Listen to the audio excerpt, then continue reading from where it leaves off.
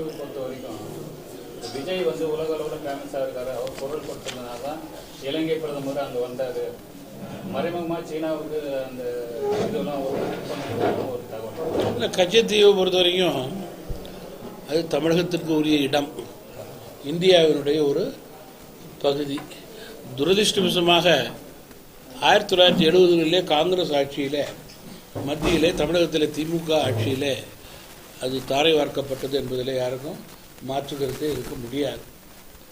மீண்டும் அது தமிழகத்திற்கு உரியது என்ற நிலையை படிப்படியாக உறுதியாக கூறக்கூடிய ஒரு நிலை ஏற்பட்டிருக்கிறது.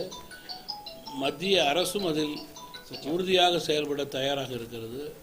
படிப்படியாக கச்சத்தீவில் ஒரு நல்ல நிலை வருங்காலங்களிலே ஏற்படும் என்பதிலே மாற்று கருத்து இருக்க முடியாது.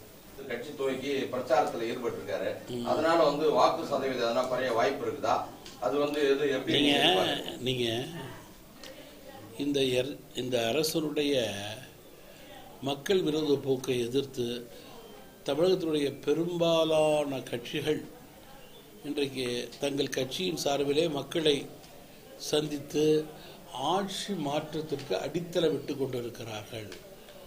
ஒவ்வொரு கூட்டணியும் அதனுடைய தலைமை கூட்டணி கட்சிகள் எல்லாம் அவரவர் சார்ந்த ஒரு தேர்தல் வியூகத்தை ஏற்படுத்தி கொண்டு அதன் அடிப்படையிலே பிரச்சாரத்திலே ஈடுபடுத்தி கொண்டிருக்கிறார்கள். அப்படி என்றால் இந்த அரசு நீடிக்க தகுதியற்ற அரசு. இதற்கு நிச்சயமாக மக்கள் தேர்தலிலே வாக்குச்சீக்கல் மூட்டம் வழிவகுப்பார்கள். ஒத்த கருத்துடைய கட்சிகள் ஆட்சியாளர்களை வீட்டுக்கு அனுப்ப ஒரு சேர தேர்தலிலே செயல்பட வேண்டும். அப்பொழுதுதான் எல்லோருடைய நோக்கமும் நிறைவேறும். அப்ப கூட்டணிக்கு வரணும்ன்றீங்களா விஜய்? நீங்க கூட்டணிக்கு வரணும். நீங்க ஜனநாயகத்தில் யார் வேண்டுமானாலும் யாரோடும் கூட்டணியிலே இருக்கலாம். ஒத்த கருத்துடையவர்கள் ஒன்று சேர்ந்தால் நோக்கம் 100% நிறைவேறும்.